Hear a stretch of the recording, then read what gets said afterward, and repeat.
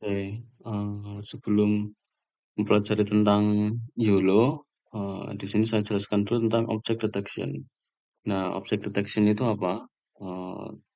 Eee Gini, jadi YOLO, kenapa kok kita harus belajar YOLO, object detection dulu? Jadi YOLO itu adalah salah satu model, object detection, ya. Jadi kegunaan YOLO itu untuk object detection, jadi untuk mendeteksi objek. Nah, object detection itu apa?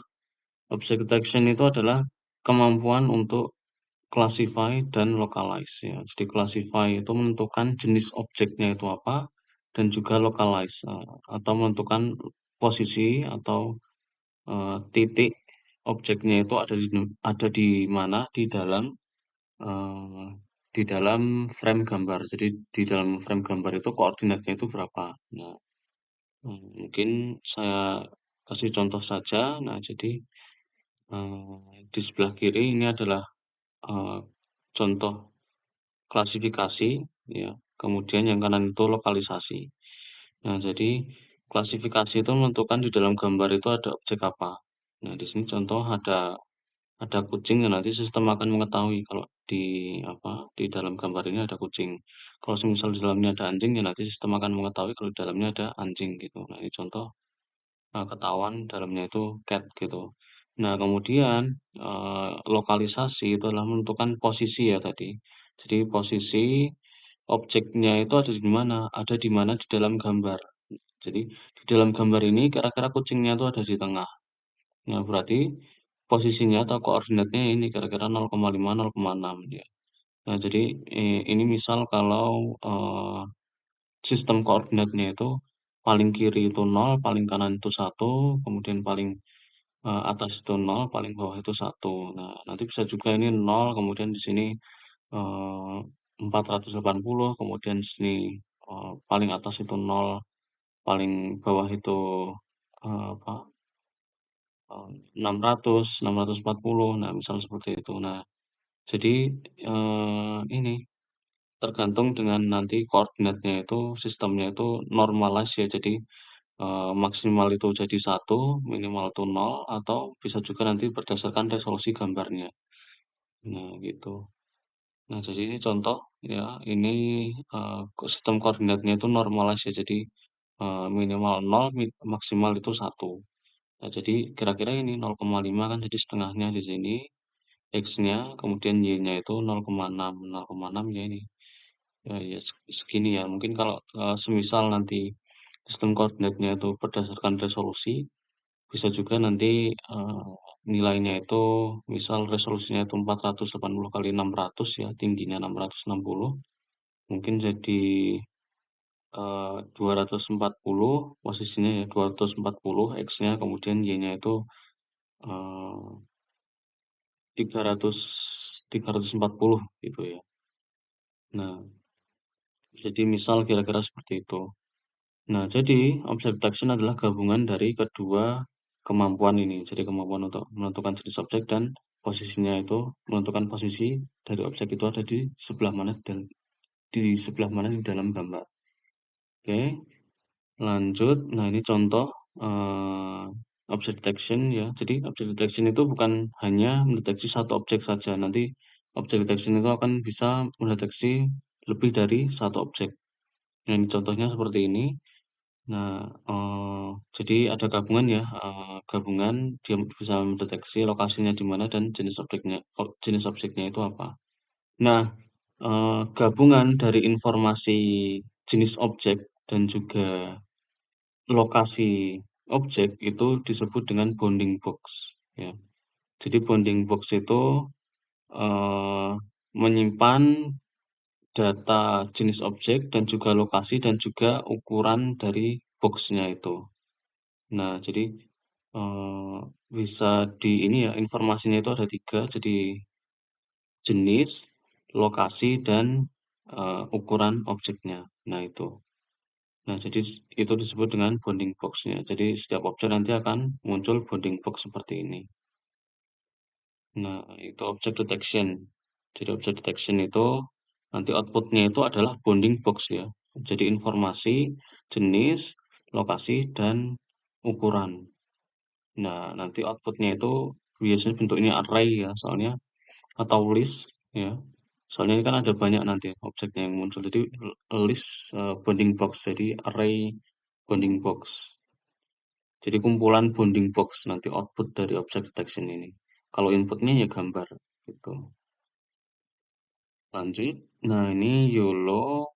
Nah, lanjut ke algoritma YOLO ya. Nah, oke. Jadi seperti yang sudah saya jelaskan tadi, input gambar itu adalah eh, inputnya ya gambar ya. Jadi gambarnya itu eh, biasanya memiliki dimensi seperti ini. Jadi dimensinya itu kalau direpresentasikan ya bentuknya itu menjadi seperti kotak atau kubus gitu ya. Bentuknya itu tiga dimensi. Jadi ini angka ini 488 488 kali 3 ya. Jadi 488 kali 448 itu adalah resolusi gambarnya atau resolusi inputnya. Nah, itu. Jadi resolusi input gambarnya tuh ini 488 kali 488. Terus 3 itu apa? 3 itu warna di dalam gambar itu. Jadi kan sistem warna di dalam gambar itu kan ini ya RGB. Jadi red, green, blue bisa juga nanti diformat jadi BGR atau apa HSV. Tapi biasanya YOLO itu formatnya BGR ya. Jadi blue blue, green, red ya. Jadi warna setiap channel warna nanti akan muncul di dalam sini. Jadi gambar gambar itu kan warnanya ada red, green, blue itu ya. Atau kalau di input biasanya itu formatnya itu ditranspose jadi urutannya itu blue dulu, kemudian green dulu, kemudian red. Nah, jadi inputnya itu gambar. Ya, kalau direpresentasikan bentuknya ya tiga dimensi ya. Soalnya di sini ada tiga lapisan ya nanti akan ada tiga lapisan gambar yang dari masing-masing warna. Itu dari warna biru, hijau, dan merah. Nah, kemudian nanti inputnya akan masuk ke dalam ini darknet arsitektur ini. Isinya itu apa? Di sini isinya itu convolutional network ya. Nah, nanti kalau apa mungkin bisa dipelajari lebih lanjut ini convolutional neural network itu sumbernya banyak ya. Jadi convolutional neural network itu kayak gimana bentuknya? Ya, nanti juga ada di dalam ini pokoknya itu node-nya nanti akan saling terhubung ya.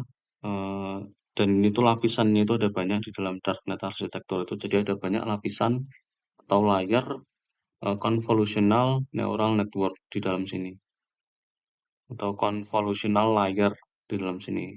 Nah, kemudian nanti intinya nanti akan saling terhubung. Nah, kemudian ini outputnya. Jadi ini blok outputnya itu seperti ini kira-kira.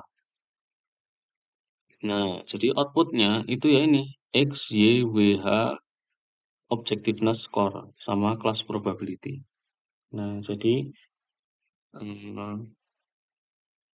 outputnya itu bentuknya itu seperti ini. Jadi 7 kali 7 kali 3 kali 30. Bisa juga nanti lebih banyak dari ini. Misal eh, 100 kali 100 kali 30. Nah, itu bisa juga tergantung dari nanti outputnya itu modelnya itu kan YOLO itu kan macam-macam ya itu ininya versinya. Nah, nanti ukurannya itu nanti juga beda-beda. Kalau yang ini biasanya nanti outputnya di sini akan lebih kecil dan inputnya juga lebih kecil. Kemudian ukuran banyaknya layar konvolusional di dalam darknet ini nanti juga lebih sedikit. Nah, kalau yang versi yang besar, yang lebih berat nanti di sini outputnya juga akan lebih besar gitu. Nah, tetapi kira-kira outputnya nanti akan seperti ini ya. Outputnya itu jadi bentuknya itu kotak ya, kotak juga. Bentuknya kotak, dimensinya itu kotak. Nah, di dalam setiap sel ya di sini atau satu blok sel memanjang ke belakang seperti ini, itu nanti akan ada nilai X, Y, W, H, objectiveness score dan juga class probability. Nah, ini tuh apa? X, Y, W, H. X, Y, W, H ini sudah eh, sudah jelas ya di sini. Jadi ini adalah posisinya, XY itu posisi eee, objek yang terdeteksi, kemudian WH di sini itu ukuran dari bounding box-nya, kemudian objectiveness score di sini itu kemungkinan kemungkinan kalau di dalam sel ini, jadi di sini kan selnya itu kan ada banyak ya, ada blok-blok bertingkat seperti itu saling tersusun ya, memanjang seperti ini. Nah, jadi di situ ada banyak ya, jadi itu kan ada banyak banget itu. Nah, itu yang mana sih yang itu eee, terdeteksi kalau itu tuh objek gitu. Nah, jadi objectiveness score itu. Jadi kalau nol ya, atau nol atau minus itu kemungkinan kalau di situ ada objek itu kecil. Nah, kemudian kalau objectiveness score-nya itu tinggi, misal 0,9, 1, atau 0,8. Nah, itu kemungkinan kalau di dalam sel itu ada objek itu tinggi. Nah, jadi objectiveness score di sini tuh digunakan untuk memfilter nanti. Soalnya di sini ada banyak itu, ada banyak bonding. Ya kalau diambil semua nanti jadi berat ya. Jadi objectiveness score di sini tuh untuk memfilter eh, sel mana yang itu terdeteksi objek gitu. Nah, kemudian nanti ada class probability. Class probability itu menentukan eh, objek yang ada di dalam sel ini ya, atau yang terdeteksi sebagai sel ini itu termasuk ke dalam eee, kelas apa, jenis objek apa, gitu. Nah, misal kita akan mendeteksi eee, gawang bola robot ya. Nah, jadi kan di sini kelas probability-nya itu nanti ada 3. Biasanya kalau misal ada 3 ya, objek, robot, gawang, dan bola. Nah, itu nanti ya di sini nanti akan muncul di sini ada 3 nilai, di sini ada 3 nilai masing-masing. Nanti akan saya jelaskan lebih lanjut saja ya. Jadi, eee, mungkin saya lanjut dulu ya. Jadi saya harap di sini sudah jelas. Jadi ada input, output-nya seperti ini, gitu. Nanti di dalamnya akan ada hidden layer atau darknet arsitektur yang isinya itu convolutional neural network, lapisan-lapisan neural network. Oke. Nah nah ini. Jadi, tadi, nah ini detailnya ini tadi ya, XYWH, objectiveness score, dan juga class probability. Jadi ini adalah bounding box, ya. Bounding box mentah, bounding box mentah. Nanti akan diproses lebih lanjut bounding box yang mentah ini. Nah, ini bounding box-nya bentuknya itu seperti ini ya. Jadi sama ya seperti yang saya tunjukkan di sini tadi. Jadi ada XYWH, objectiveness score, kemudian class probability. Nah, ini sama juga XYWH, objectiveness score, dan di sini adalah class probability. P1, P2, P3 itu adalah eh, kelasnya ya, probability kelasnya atau kemungkinan kelasnya di situ tuh nilainya berapa.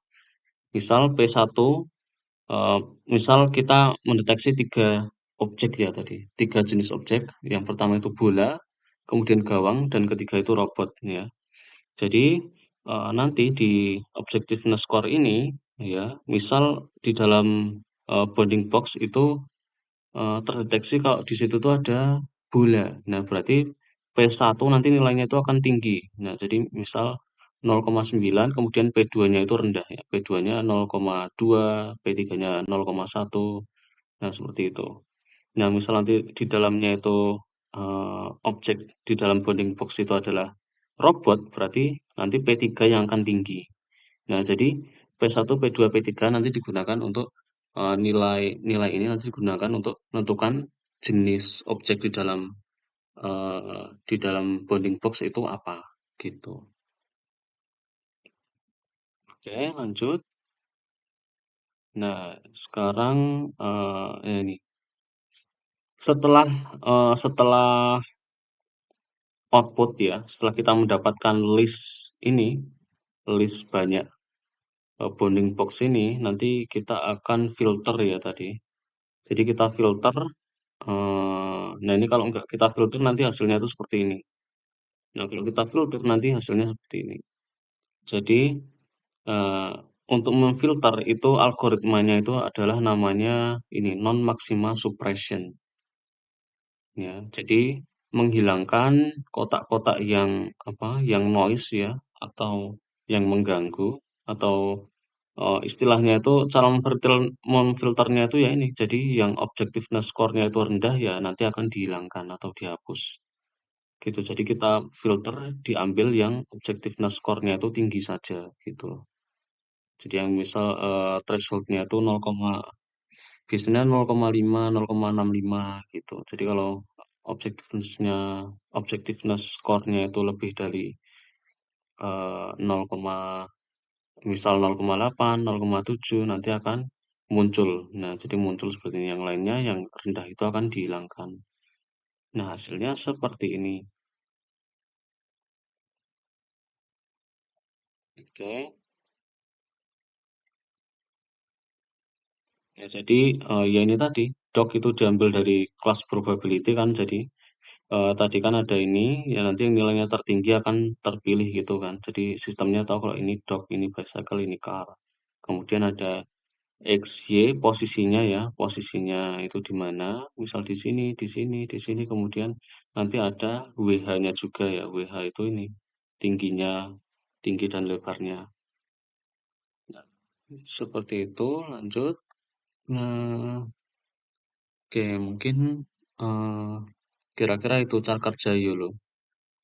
Jadi, nanti kita akan dapat informasi bounding box ya, X, Y, W, H, dan juga kelasnya itu apa, gitu. Biasanya kelasnya itu dalam bentuk indeks ya kalau udah keluar dari non-maximal suppression ini, gitu. Nah, itu algoritmanya itu jadi seperti itu ya. Jadi, dari input ini gambar yang bentuknya 3 dimensi, kemudian nanti dapat output mentah ya, kemudian nanti difilter atau istilahnya itu di, post processing ya. Jadi, processing setelah ya, proses yang,